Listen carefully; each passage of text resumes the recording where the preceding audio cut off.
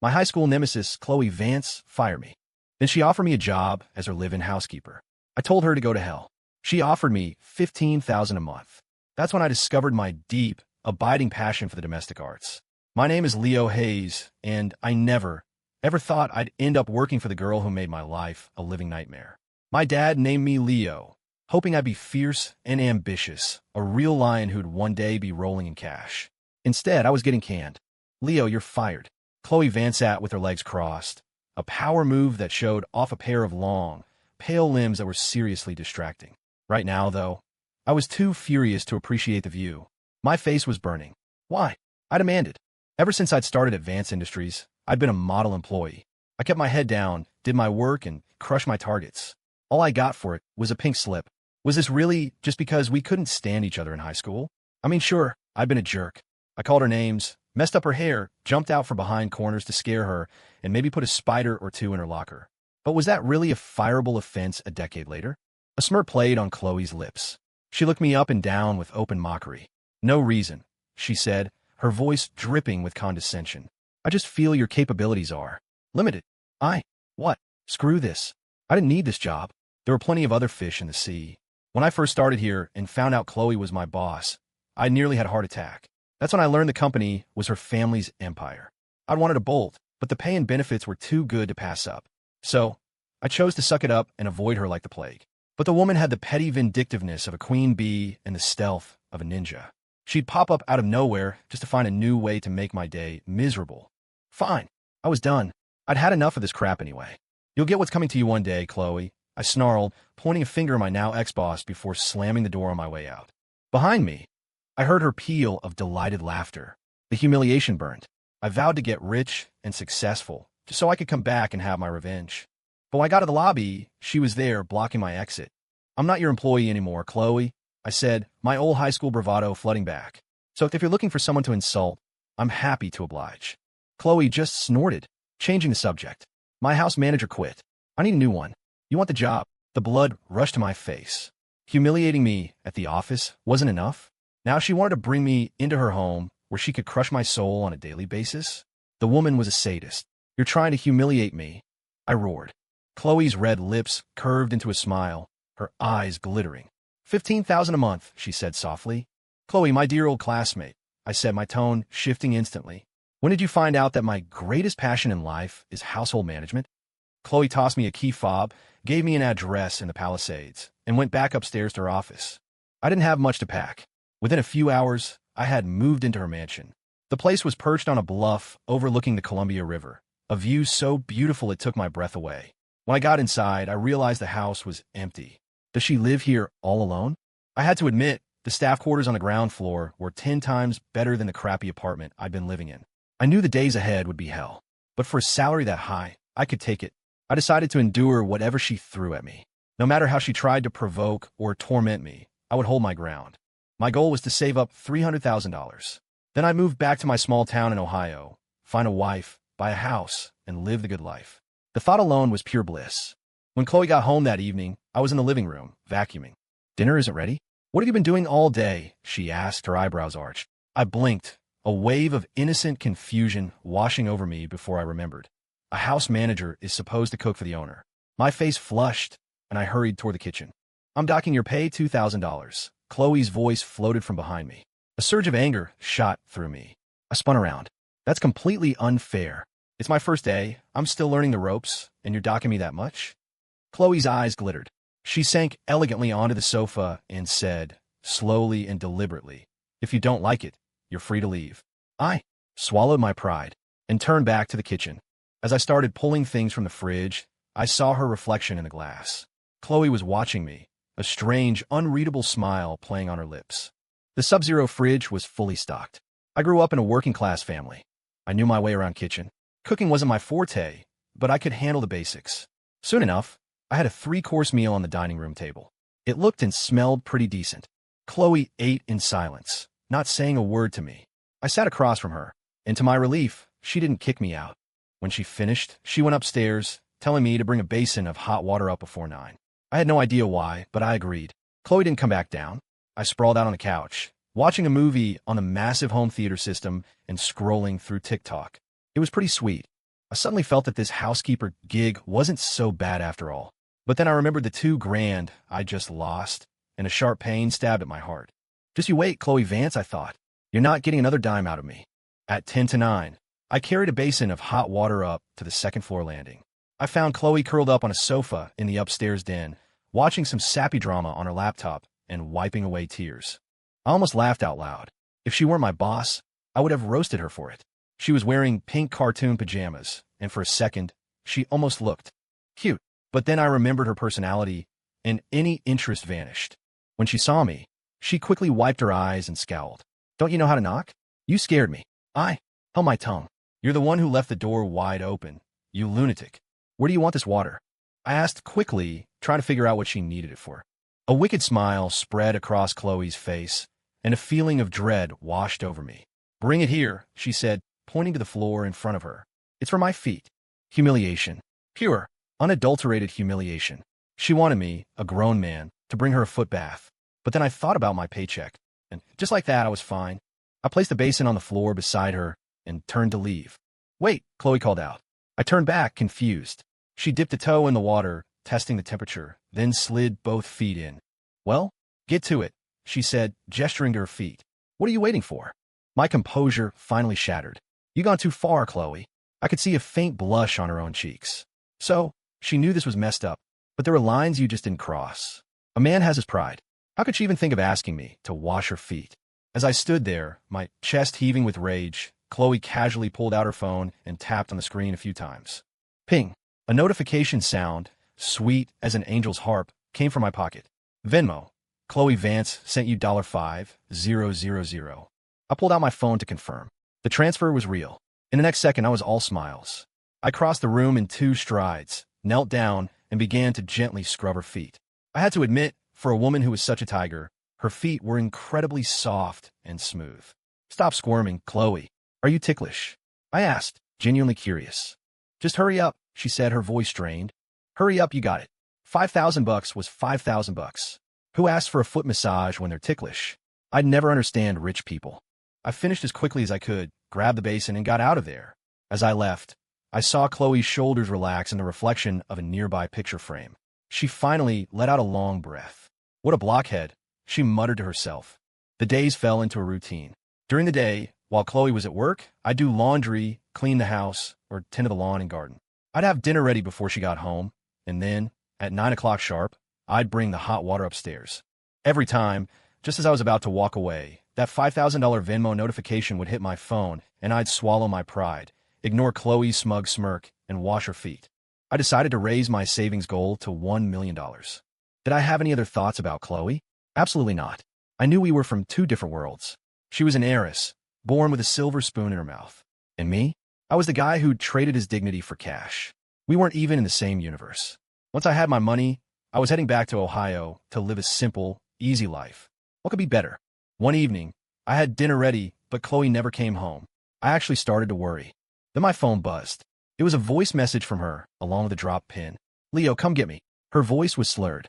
She sounded drunk. I hopped on my new e-scooter and raced to the location. It was a swanky hotel downtown. I saw Chloe immediately, her face flushed, being held up by a girlfriend. Standing next to them was a handsome guy, speaking to her in a low, gentle voice. Chloe, let me take you home, he said. Maddie called me and said you'd had too much to drink, so I came right over. His voice was smooth and magnetic. Seeing this, I did a sharp U-turn on my scooter and started to speed away. If she had a ride, I wasn't getting involved. I knew my place. Leo Hayes. A sharp cry cut through the night air. Busted. I couldn't pretend I hadn't heard. I sighed, turned around, and rode back to the trio. If she was calling me over, she must need something else. But who in their right mind would choose an e-scooter over a luxury car? Chloe, vous dis. Do you know him? The handsome guy asked, his brow furrowed as he looked me over with disdain. I shrugged. I couldn't care less. I was wearing clothes that cost less than $50 combined. Standing next to them, I was clearly out of their league. Why bother pretending otherwise? If there's one thing I'm good at, it's knowing where I stand. Chloe's cheeks were red, but her eyes shot daggers at me, clearly annoyed that I tried to bail. Carter, it's fine. My house manager is here. I won't trouble you. With that, she pulled away from her friend and plopped down on the back of my e-scooter. I froze for a second. House manager? That was an upgrade from housekeeper. I could live with that. What are you waiting for, you idiot? Drive. Suddenly, a sharp pain jabbed my lower back. Hearing Chloe's impatient command, I twisted the throttle and zipped away, leaving the other two in our dust. The friend, Maddie, threw her hands up. Carter, don't look at me. I tried to set you up. Carter Shaw watched us disappear, his expression dark. I know. Maddie chuckled. You've been chasing her for, what, 5 years now, and you've never even held her hand. Shut up, Maddie. Carter snapped, the comment clearly hitting a nerve. He turned and stormed off. Maddie just shrugged and headed home. The cool night air rushed past my face. Hold on tight. You don't want to fall off, I said, my good intentions getting the better of me. Chloe was drunk, after all. She's had a perfectly good ride in a warm car, but no, she picks the e-scooter. Are you nuts? As soon as the words left my mouth, I regretted them. She wasn't my high school rival anymore. She was my benefactor, the source of my future financial freedom. On the seat behind me, Chloe's eyes were hazy.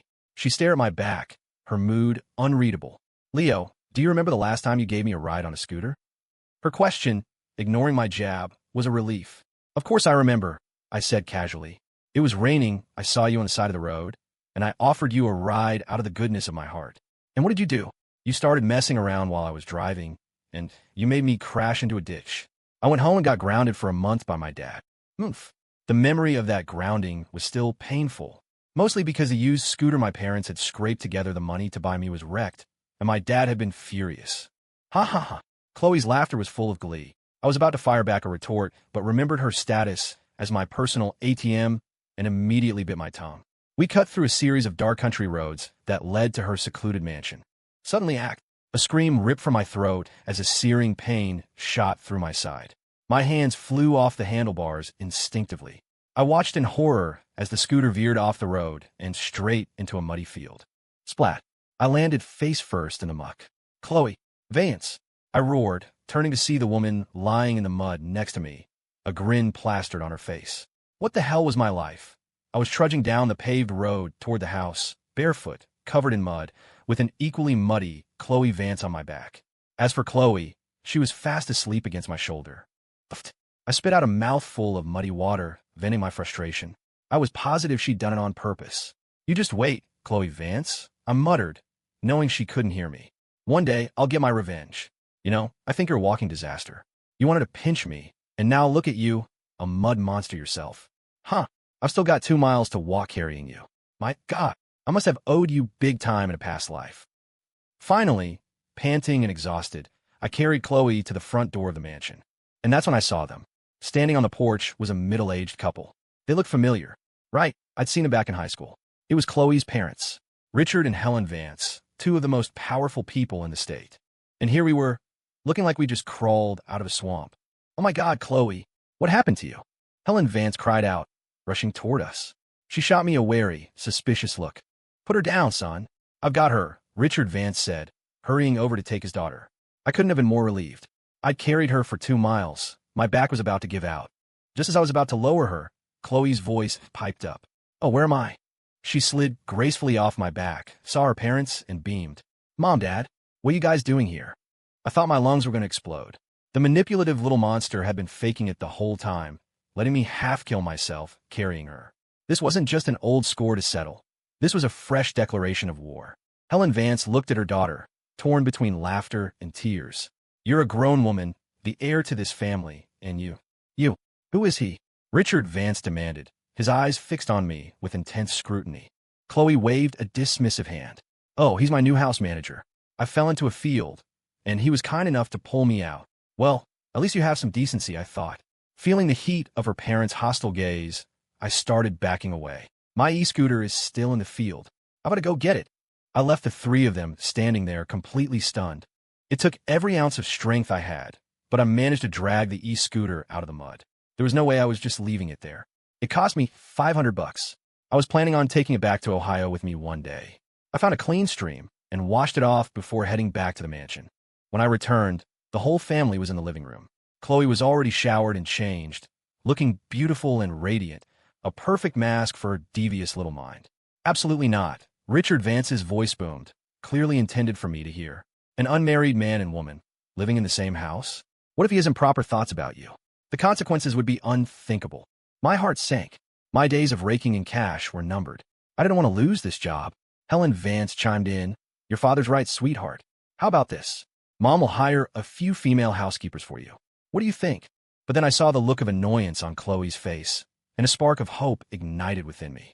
Of course, she wouldn't want her favorite chew toy to disappear so soon. Once she was done torturing me, I'd have my money, and I'd be gone. She could beg me to stay, and I'd still walk. But Chloe's next words made my face go dark. Mom, Dad, don't worry, she said with a completely straight face. He's not a regular guy. He's gay. What?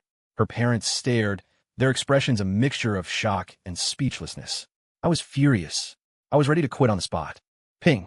Venmo. Chloe Vance sent you $50,000. My anger evaporated. Fine. I'm gay. Whatever. Once I saved up enough money, I'd go home, find a nice girl, and prove my manhood then. Her parents left shortly after. Before they went, they were suddenly all smiles and kindness toward me, though the pity in their eyes made my blood pressure skyrocket. In the end, I didn't settle the score with Chloe. How could I? She had the money. For a while, Chloe's schedule became erratic. She was incredibly busy, often coming home late with a worried look on her face. She was too preoccupied to bother messing with me, which was a relief. I guess the company was in some kind of trouble, but a small fry like me couldn't do anything about it, so I didn't waste time worrying. Even if I wanted to help, I couldn't. My only job was to stack my cash. If she really was in a tough spot, maybe I'd give some of it back when I left. Today, the mansion was buzzing with activity. I was running around all day, completely exhausted. That's right. Today was the day of Chloe's big matchmaking event. Why couldn't they do this at a restaurant? I grumbled to myself. On Chloe's side, it wasn't just her parents, but a host of other relatives. I recognized the guy. It was Carter Shaw, the man I'd seen that night. I picked Chloe up. The Shaw family was well known in the area. Rumor had it a relative held a high-ranking political office, which was why their business had flourished over the years. I hated these kinds of formal gatherings. But as the house manager, I had to be on hand to serve drinks and refreshments. When Carter Shaw saw me, he even gave me a polite, friendly nod. Sigh. The news of my alleged sexual orientation must have spread. Thinking this, I couldn't resist giving him a suggestive wink. He looked horrified and quickly made an excuse to get away. The two families got along splendidly. Everyone was praising Chloe and Carter, calling them a golden couple, a match made in heaven. I watched it all with a detached amusement. Suddenly, I felt a gaze on me. I turned and met the eyes of Chloe, who was in the middle of a pleasant chat with Carter. What are you looking at? I thought grumpily. I'm doing my job perfectly. After the main discussion about the engagement plans was over, the guests began their polite goodbyes. The Vance family walked the Shaws out to the main road, still exchanging pleasantries. Watching them was exhausting. A few days ago, we'd had several heavy storms. The Columbia River was now a murky yellow, its waters turbulent and swift, creating a dramatic, powerful scene. The two families stood there for a moment, admiring the view. Suddenly, a scream cut through the air. Chloe had lost her footing and tumbled down the embankment, right into a swirling eddy of the river. The churning water swallowed her in an instant. Chaos erupted. Chloe! Helen Vance's voice was a raw, terrified shriek. Can anyone swim? Someone save my daughter. Richard Vance was frantic, pacing back and forth. Wait, Carter. You were the state's swimming champion. Quick, jump in and save Chloe. Save your fiancé. Helen grabbed Carter's arm, pleading. Carter looked at the raging river below, his face pale with hesitation. In a pool, I'd be fine, but this. He didn't get to finish his sentence. Splash. Everyone turned to see that Chloe's house manager had already dived headfirst into the water. I couldn't believe what a klutz Chloe was. How do you just fall into a river? God, I hoped I wasn't about to get myself killed. I knew for a fact that Chloe couldn't swim. Thankfully, this was a relatively calm eddy. I had to find her fast before the current swept her into the main channel. I searched frantically in the murky water. Above me, the Vances were losing their minds. Richard and Helen looked like they were on the verge of a complete breakdown. There, a flash of red, about 3 feet to my left. It was the color of the dress Chloe was wearing. I dove under and swam toward her. I grabbed her legs and gave a powerful push toward the shore. I did this 3 times, finally getting her close enough to the bank. Exhausted, I clambered out and dragged her unconscious body fully onto the land. Without a second thought, I started chest compressions and rescue breaths. After several agonizing moments, Chloe coughed up a huge mouthful of water and her eyes fluttered open. When she saw it was me, a look of pure relief washed over her face, followed by an expression so intense it made my scalp tingle. Just then, the two families came running down a side path. Chloe, are you okay, Chloe? Carter Shaw yelled the loudest. Helen Vance was the first to reach her, hugging her daughter and sobbing uncontrollably. She finally looked up at me, her eyes filled with boundless gratitude. Richard Vance checked that his daughter was okay, then came over and gripped my hand, squeezing it so tightly it felt awkward. After thanking me profusely, he walked over to Carter's father. The engagement between our two families is off. No, I love Chloe. I'm going to marry her. We just agreed to it. Carter shouted, his face dark with anger. He was met with contemptuous stares from the entire Vance family. Even some of the Shaws turned away, embarrassed. You're a champion swimmer.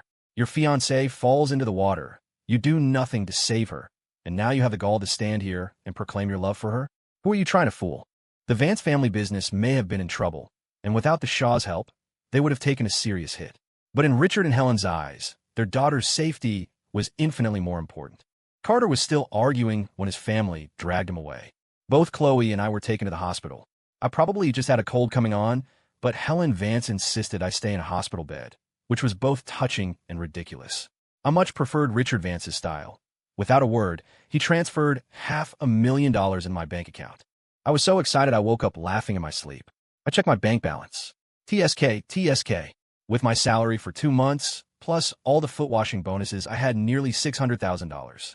That's right. I ran. I checked myself out of the hospital and hopped on the first train back to Ohio. A day later, I was lounging on a lawn chair in my parents' backyard, soaking up the sun and eating sunflower seeds. My mom and dad were staring at a bank card, grinning from ear to ear. On that card was $100,000, a little something for their retirement. They'd worked blue-collar jobs their whole lives to put me through college, and they deserved it. Suddenly, they started treating me like a king. It was amazing. I felt I'd earned it. Damn right. I'd earned that money through humiliation, servitude, and nearly drowning. I settled into a life of eating and sleeping. After a while, my parents couldn't stand it anymore and started nagging me. Apparently, the $100,000 had already been forgotten. Fine. I showed them my total bank balance. That shut them up. My dad said it was enough money to last 2 lifetimes. From that day on, our family life was exceptionally harmonious. To my surprise, my mom started trying to set me up on dates. When she asked what I thought, I hesitated for a moment and then agreed. Because some people, you just have to forget. People exist on different levels. Thanks to my mom's big mouth, the news that I'd given my parents $100,000 had spread through the whole town. As a result, I was suddenly a hot commodity on the local dating scene. In the backyard, I was sitting across from a pretty girl, making small talk and trying to find some common ground. Just as we were about to exchange numbers, Leo Hayes. A high-pitched shriek made me jump out of my skin. I turned to look, and my jaw dropped. A woman, carrying a mountain of designer shopping bags, was striding toward us. Her makeup was exquisite and subtle, her slender eyebrows like 2 delicate willow leaves above a pair of deep, soulful eyes that were currently burning with rage and murderous intent. Who else could it be but Chloe Vance? All my neighbors who had gathered to watch were completely stunned. It made sense. Chloe was drop-dead gorgeous, and her upbringing gave her an air of sophistication that was completely alien to our small town. "What are you doing?" she demanded, standing over me. Still in a daze, I stammered, "I'm on a date. What's it to you?" I gestured to the girl sitting opposite me. By now, my parents had rushed over, their eyes darting back and forth between me and Chloe. Chloe shot me a venomous glare before turning to my parents with a radiant smile. "Hello, Mr. and Mrs. Hayes," she said sweetly. "It's so nice to meet you. These are for you." She handed them the bags. Then, she dropped a bomb that rocked my entire world. A nuke, more like it. "My name is Chloe Vance. I'm Leo's girlfriend." The words hung in the air, and an awkward silence fell over the entire yard. The girl I was on a date with and her family were now staring at me with suspicion. My dad was the first to react. He came up behind me, smacked me on the back of the head, and then scurried over to apologize to the girl's family. The girl I was on a date with left, casting a reluctant glance over her shoulder. But one look at Chloe, and she lowered her head and hurried away. I waved after her, but Chloe slapped my hand down. A volcano of anger erupted inside me. "Chloe, have you lost your mind? What the hell are you doing, showing up at my house and pulling a stunt like this?" Chloe's expression was now one of pure triumph. She ignored me and turned to my parents, her voice trembling with manufactured hurt. "Mr. and Mrs. Hayes, Leo's being mean to me again. You rotten kid. Are you looking for a beating?" My parents, simple country folk, were completely powerless against the charms of a beautiful woman on the verge of tears. They both descended on me, my mother grabbing my ear and lecturing me. I can't believe we have a daughter-in-law who looks like an angel, and you have the nerve to yell at her? Let me tell you something, son. I'm keeping this one. If you dare to bully her, I swear I'll break both your legs. My dad stood by, his face a mask of fury, looking ready to pounce at any moment. Defeated, I shut my mouth. After dinner, I walked with Chloe down a dirt road in the countryside. The chirping of crickets filled the air, and the smell of fresh grass was intoxicating. A nearby creek gurgled softly. Why? I finally asked, looking up at her. I had to know. The breeze lifted the dark strands of her hair, framing a face that was, at this moment, breathtakingly beautiful. She turned to me, her eyes like stars. You like me, Leo Hayes. Don't pretend I don't know it. You gotta be key, don't deny it. I know you better than you know yourself. I fell silent, looking up at the sky. Darkness had fallen, and the stars were beginning to appear, pinpricks of light telling stories millions of years old. Suddenly, I felt a soft warmth envelop my right hand. I flinched, trying to pull away, but she held on tight. I feel the same way, Chloe said softly. I looked at her, finding it hard to believe. We're not from the same world. I finally sighed after a long moment. She met my gaze without flinching, a small smile playing on her lips. We weren't. But after you played the hero and saved me, we could be. I told my parents you weren't getting. They understood what I meant immediately. She was right. Chloe firing me, only to hire me as her house manager. Was it really because she was impressed with my professional skills? She took a step closer. A sweet, intoxicating fragrance filled my senses, and my heart began to pound like a drum. Chloe's breath was warm on my cheek. They asked me what, exactly, our relationship was now. And what did you tell them? I asked, my voice barely a whisper. I told them the simple truth, which was, we're both crazy about each other, but too stupid to say it. Epilogue: Chloe and I got married. She runs the empire. I run the house. After the wedding, we argued constantly and loved each other fiercely. Later, I asked her why she didn't come find me sooner. She said that after she discovered I'd vanished, she wanted to come straight to Ohio, but her parents stopped her. There was too much to deal with at the company. Besides, as she put it, I could run, but I couldn't hide forever. The crisis at Vance Industries was resolved quickly. The powerful politician backing the Shaw family was indicted, and the ensuing scandal took their whole company down with it. Vance Industries swooped in and absorbed a huge amount of their resources, making a swift and powerful recovery. One day, I snuck a look at her old diary. That's when I found out that her fall into the river was deliberate. I confronted her, yelling, my voice shaking with delayed fear. She told me she knew I'd be the first one in the water to save her. I asked her, what if I'd saved you but drowned myself? She looked me straight in the eye and said, then I'd have come in to be with you. I swear, that woman. What a beautifully terrifying heart.